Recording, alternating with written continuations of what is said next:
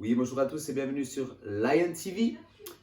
Le sujet que je vais aborder aujourd'hui, c'est un sujet suisse et il s'agit de la votation du 28 novembre.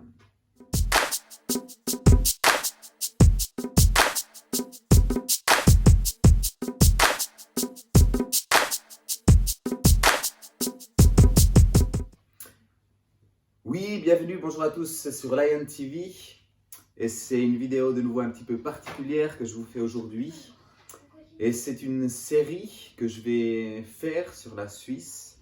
Je vais vous partager sur son rôle dans l'échiquier de Dieu, son rôle dans la spiritualité, son impact qu'elle peut avoir dans le monde, son impact naturel, mais également son impact spirituel. Et je vais vous parler aussi de ce que la Suisse a apporté aussi dans ce monde au point de vue spirituel, les retours qu'elle a amenés aussi par rapport à la parole de Dieu et toutes ces choses-là. Mais aujourd'hui, je vais vous parler plus particulièrement de la votation qui aura lieu ce week-end, la votation du 28 novembre, qui est ce référendum par rapport à toutes ces lois et toute cette politique par rapport à la pandémie actuelle. Donc c'est un sujet vraiment délicat, c'est une votation très très importante. Et c'est pour ça que je tenais encore à en parler, parce que je discute encore avec certaines personnes et je vois que les enjeux de cette votation, la compréhension de cette votation, elle n'est pas très claire pour beaucoup de personnes. Et beaucoup de personnes votent en fonction de ce qu'on entend du gouvernement, ce qu'on entend des médias, des grands médias. Et on peut le voir aussi sur le bulletin de vote, tout dans ce...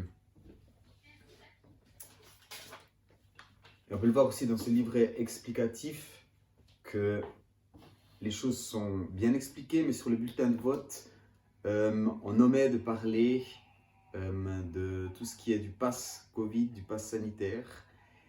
Et je pense que c'est une lacune volontaire aussi du gouvernement qui ne s'exprime pas sur le bulletin de vote lui-même sur la réalité de ce vote. Et donc, je vais vous en parler un petit peu plus, mais surtout, je vais aussi vous parler de la réalité spirituelle de cette votation. Et pour cela, je vais d'abord vous lire le préambule. Je vais vous lire les premiers passages de la Constitution suisse. Je trouve qu'il est important de lire cette Constitution, de citer le préambule et aussi l'article 2 de cette Constitution. Donc je vais vous lire le préambule de la Constitution fédérale suisse.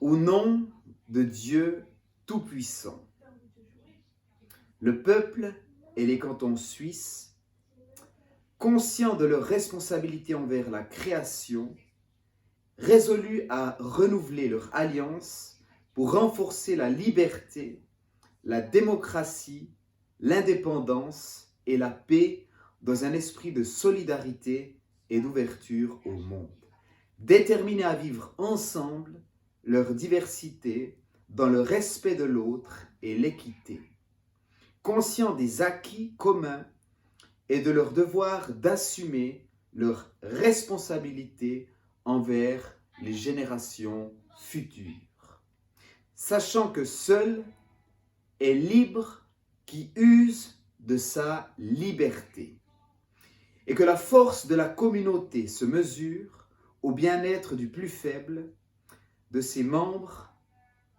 Arrête la Constitution que voici. Voilà le préambule de la Constitution. On voit qu'il y a des points qui sont très clairs déjà dans le préambule. Et voilà ce que les pères fondateurs ont voulu pour la Suisse. Voici maintenant l'article 2 de la Constitution que je tenais aussi à vous citer. L'article 1er, c'est les différents cantons qui sont entrés dans la Constitution. Et l'article 2, c'est le but de cette Constitution. La Confédération suisse protège la liberté et les droits du peuple et elle assure l'indépendance et la sécurité du pays. Elle favorise la prospérité commune, le développement durable, la cohésion interne et la diversité culturelle du pays. Elle veille à garantir une égalité des chances aussi grande que possible. Donc voilà, j'ai voulu faire cette vidéo parce que je suis croyant, j'ai la foi, tout comme nos pères fondateurs, et je ne vais pas la faire au nom de l'Église, parce que même l'Église est divisée sur cette question-là, mais je vais la faire au nom de nos pères spirituels, au nom de nos pères fondateurs, qui étaient des hommes de foi. Et c'est en leur nom, d'un point de vue spirituel, que je m'adresse à vous, peuple suisse, concitoyens suisses. Je suis suisse et fier de l'être. Je suis fier de notre pays. Je suis fier de notre démocratie. Je suis fier de notre constitution suisse. Et je suis fier de prendre part aussi à cette possibilité que nous avons, nous les Suisses, de voter, de participer à la vie communale, à la vie fédérale, de participer à l'organisation de notre nation, à prendre part sur différents aspects de notre société, différentes votations, différentes initiatives qui sont proposées par tout citoyen, quel qu'il soit. Et c'est dans ce nom-là que je m'adresse à vous, au nom de nos pères fondateurs. Et je vais reprendre maintenant ce préambule.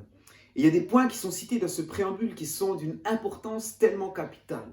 Et dans un premier point, il est beaucoup parlé de liberté. Il est parlé de la démocratie, de l'indépendance et d'un esprit de solidarité. Et il est dit que nous devions être conscients des acquis communs et de leur devoir d'assumer leurs responsabilités envers les générations futures. Et donc chacun d'entre nous, nous sommes appelés à assumer nos responsabilités. Et la votation de ce week-end, elle est d'un point de vue responsable très très importante. En fonction du oui ou du non, on donnera notre propre responsabilité, nos propres jugements au gouvernement. Et donc, notre propre responsabilité sera amoindrie par cette votation si nous renonçons à certains droits dus à cette pandémie. Nous donnerons alors cette responsabilité au gouvernement suisse et nous, c'est comme si on se dira, nous, on se lave les mains, ce n'est pas de notre responsabilité, c'est de la responsabilité de notre gouvernement. Mais c'est notre responsabilité et nos pères fondateurs ont appuyé sur ce point que nous tous citoyens, nous sommes responsables et nous pouvons chacun participer à notre vie politique, notamment aussi par rapport à ces questions sanitaires qui nous entourent maintenant. Nous sommes responsables et nous sommes responsables envers la génération future. C'est écrit dans le préambule. Nous sommes responsables chacun par rapport à la génération future. Responsables face à notre jeunesse, responsables face à nos enfants. Et je crains que si nous donnons ces responsabilités plus loin, que des décisions seront prises par rapport à notre jeunesse, par rapport à nos enfants, d'aller plus loin par rapport à la vaccination, d'aller plus loin par rapport à des décisions qui concernent chaque parent. Chaque parent est responsable de sa famille, chaque parent est responsable de ses enfants. Et là, si nous donnons cette responsabilité au gouvernement, je pense que cette responsabilité de parents, ce droit fondamental de décider ce qui est bien pour nos enfants, il sera pris, sera repris. Il est également question de la liberté, où il nous dit, sachant que seul est libre celui qui use de sa liberté. Sachant que seul est libre qui use de sa liberté. Et laissez-moi vous dire que le peuple suisse jouit d'une liberté vraiment grande. Nous ne sommes pas dans un pays de dictature, nous ne sommes pas dans un pays où nous avons l'impression de vivre en démocratie, mais nous pouvons réellement exercer nos droits et exercer notre démocratie. Dans beaucoup de pays d'Europe même, les gens envient notre démocratie, envient notre référendum, envient notre initiative populaire. Chaque fois lorsqu'il est parlé d'élections dans certains pays qui nous entourent, je ne vais pas les citer, on met chaque fois ce référendum en avant, cette initiative en avant, parce que c'est quelque chose que nous avons de fort, c'est quelque chose que nous avons de réel, de concret, où le peuple suisse peut participer concrètement à la vie politique. Dans d'autres pays, on élit tous les 4 ans, tous les 5 ans, un homme politique qui usera de tous ses droits et les personnes qu'il mettra en place pourront imposer ce qu'ils veulent. Et c'est pour cela que cette politique sanitaire, partout en Suisse, en Europe, je voudrais dire, sévit. Parce que le problème de cette votation, c'est un problème politique. Mes frères, mes sœurs, mes compatriotes suisses, si je fais cette vidéo, je m'adresse à vous au nom de nos pères fondateurs. Je m'adresse à vous parce que les décisions qui seront prises dans cette votation vont impacter nos prochaines décennies. Ça aura un impact sur notre futur, sur le futur de nos enfants, sur le futur de notre génération, sur notre façon de vivre dans le futur. Je m'adresse à vous, les personnes âgées, qui peuvent encore pencher dans la balance pour cette votation. Vous qui vous retrouvez dans des zones, vous qu'on a poussé à la vaccination, vous à qui on a empêché, à cause de cette politique sanitaire, de visite. Des familles n'ont pas pu vous visiter pendant longtemps. Vous, familles, qui veulent voir aussi vos aînés dans les homes, qui doivent montrer patte blanche aujourd'hui. Je vous parle à vous, parents d'enfants, qui avez peut-être fait ce choix de vous vacciner, ou pas encore, qui êtes encore peut-être dans le doute, mais qui l'ont fait peut-être malgré vous, sous la pression, sous l'entourage, sous la pression de partir en voyage pour le travail. Vous qui voyez bien que cette vaccination ne vous a pas empêché d'être privé parfois de liberté, et qui maintenant doivent faire cette deuxième dose, cette troisième dose pour obtenir ce pass, ce César. Et on ne sait pas dans l'avenir combien de vaccinations, combien de vaccins il faudra prendre pour obtenir ce César. Est-ce que ce sera régulièrement?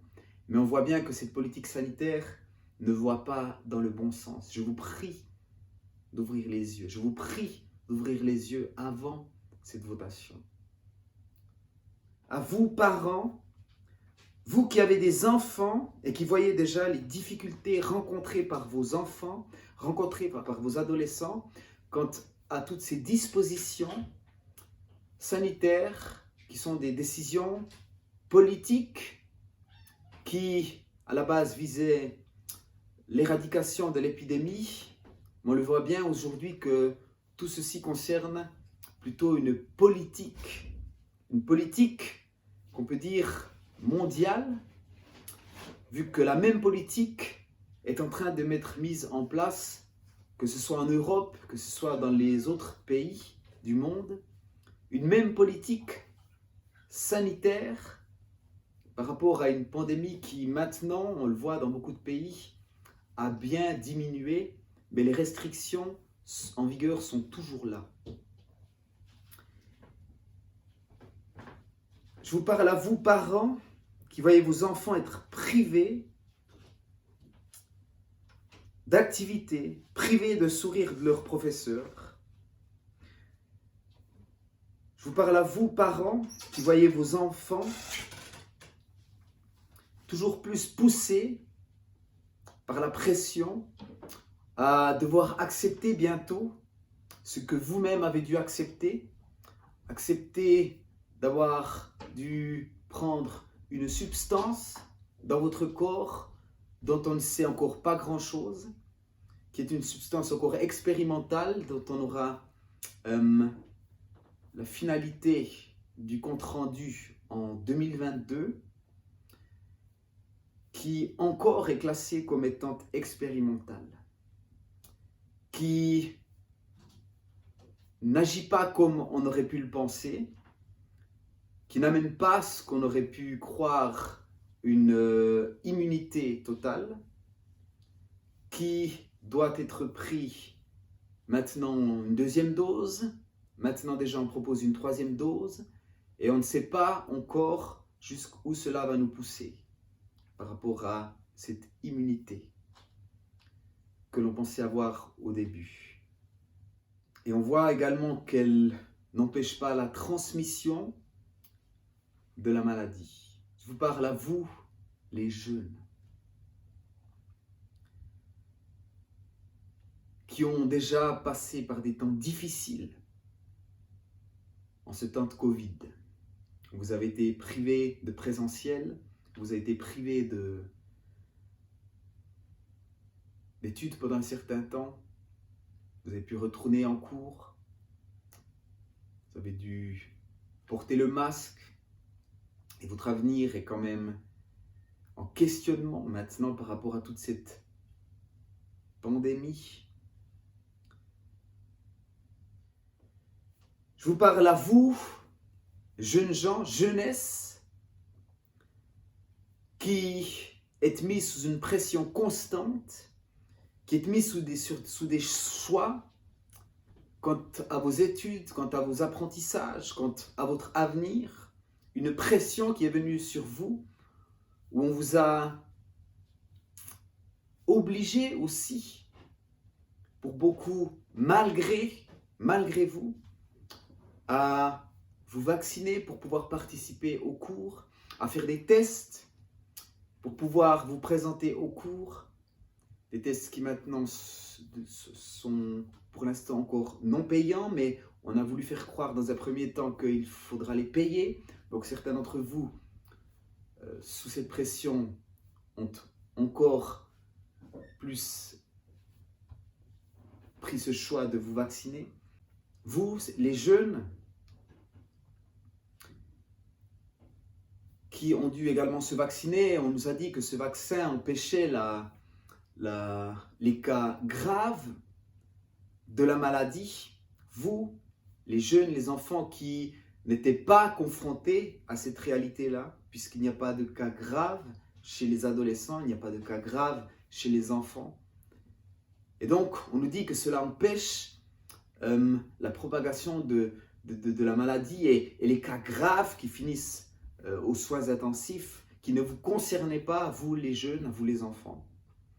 Je vous parle à vous, je m'adresse à vous, parce que vous le voyez bien, cette politique va toujours plus dans le sens des restrictions pour aller dans les restaurants, pour aller dans des manifestations, pour aller bientôt peut-être dans les centres commerciaux, ou ces choses-là, où nous devrons montrer patte blanche.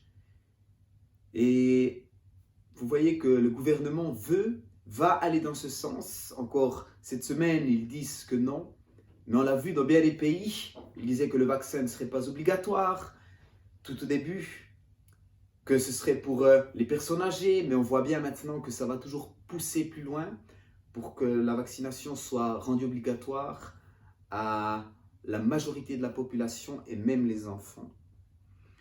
Je fais cette vidéo pour la protection des enfants, pour la protection des adolescents et de la jeunesse. Pour votre protection, pour votre bien-être. Si nous votons oui ce week-end, ils continueront cette politique de pression, cette politique de contrôle, cette politique de passe sanitaire, cette politique de QR code, et on voit bien de où cette politique nous vient. On le voit de plus en plus. Alors voilà pourquoi je fais cette vidéo. C'est par rapport à cette votation. Et vraiment de tout cœur, je m'adresse à vous. Je vous interpelle de faire le bon choix. Parce que le choix de ce week-end va avoir des conséquences sur les prochaines 10, 20 ans qui vont suivre. Où on leur accorde un oui, on leur accorde les pleins pouvoirs. Et d'autres choses vont certainement venir. On ne nous le dit pas. De la même manière qu'on n'éclaire pas clairement sur le bulletin de vote, on omet des choses, on oublie des choses, on cache des choses, volontairement. Parce que d'autres choses viendront par la suite et d'autres choses seront mises en place par la suite. Je m'adresse à vous, la jeunesse, de faire le bon choix. Un choix réfléchi, un choix posé, un choix qui n'est pas un choix de contrainte, un choix qui n'est pas un choix de pression.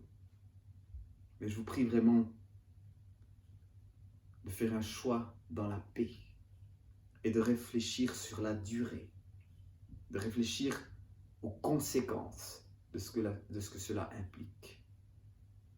Et je vous dis que si vous faites le bon choix, nous pouvons encore, par des initiatives citoyennes, pousser le gouvernement à appliquer une autre politique sanitaire que celle qui s'applique sur les pays qui nous entourent. Parce que nous sommes un pays libre. Nous avons une réelle, une vraie démocratie encore aujourd'hui, contrairement à d'autres pays qui se disent démocratiques, qui n'ont que le nom démocratique, mais dans lequel on ne peut agir en aucun cas sur les décisions qui sont prises au gouvernement. Vous savez de quel pays je veux parler, de pays puissants qui nous entourent. Mais nous avons, nous, peuple suisse, cette possibilité d'apporter notre voix et d'agir sur notre politique. Et le rôle du gouvernement, ce n'est pas de diriger son peuple. Le rôle du gouvernement, c'est d'être là pour son peuple et d'appliquer ce que le peuple souhaite, ce que le peuple décide. Alors je vous prie de faire le bon choix. Soyez bénis et je vous prie de lire encore une fois les préambules de la Constitution fédérale. Lisez-le et méditez-le avant cette votation. Soyez bénis, soyez libres de faire le choix qui est dans votre cœur. Si c'est un oui de tout votre cœur, si c'est un oui du fond de votre cœur parce que vous pensez que c'est juste, alors votez oui. Mais s'il y a des choses que vous voyez qui vous chagrinent, des choses que vous voyez qui ne sont pas droites, des choses qui vous perturbent, alors votez vraiment en fonction de ces choses-là. Et que ce ne soit pas un vote qui se fasse à cause de la pression exercée autour de vous. Soyez bénis, que Dieu vous bénisse. Et je vous parlerai encore dans des autres vidéos sur la Suisse, sur son rôle spirituel qu'elle a joué dans ce monde. Soyez bénis sur Lion TV.